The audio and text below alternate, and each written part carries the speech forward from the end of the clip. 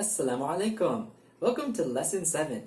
Today we're going to get a big lesson out of some small words. That's right, prepositions. These are kind of like filler words like of, to, in. You see them all the time in English and in Arabic too. Hopefully by looking at the examples from the Qur'an, we're going to have a better appreciation for these words. Let's take a look. So the grammatical rule for prepositions is pretty simple. They simply don't appear alone. They have to be followed by a noun in the kasrah case. And this could be a pronoun. In the kasrah case, a pronoun would be the attached form, which we talked about last time. Today we'll look at 5 of the most common prepositions in the Qur'an. The thing you need to know when translating is that they unfortunately don't correspond exactly to the English prepositions we're used to.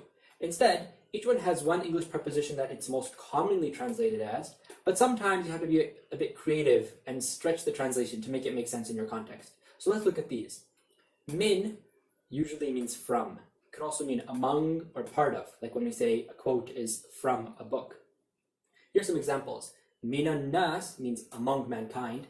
Minna means from us. And notice how we've attached it to the pronoun na, which is for we. Ila means to or toward. For example, ilallahi means to Allah. Ilayhi means to him or to it, as we use the attached pronoun. And notice that the ya at the end, which is not pronounced in ila, does take on a saakin and changes the sound of the word when we connect it to this pronoun. Ala means on or upon, but it can also mean over or duty of, like when you say dinner's on me. An example would be ala nabi, upon the prophet, like when you send blessings upon the prophet, or even a word like salamun alaykum, peace be upon you. Fi usually means in, can also mean inside, within, or even regarding. For example, fil masjid means in the masjid. Fiha, notice that ha is the feminine pronoun, but we don't usually say in her. So probably this feminine pronoun is referring to an inanimate object, so we'll most likely translate this one as in it, to a feminine object.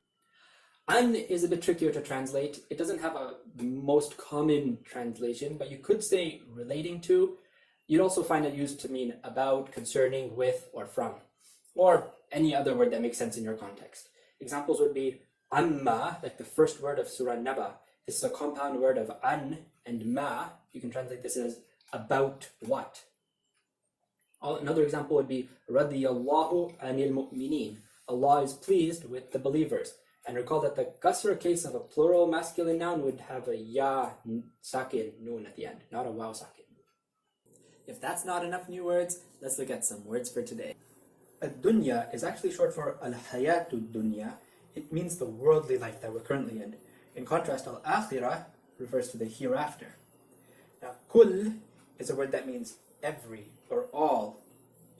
Amr has plural umoor, and it's tricky to translate, but you can usually say affair or command. Ilm simply means knowledge.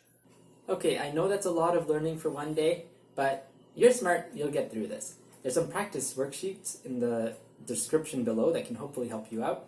Don't forget to subscribe, so we'll see you with more prepositions next time.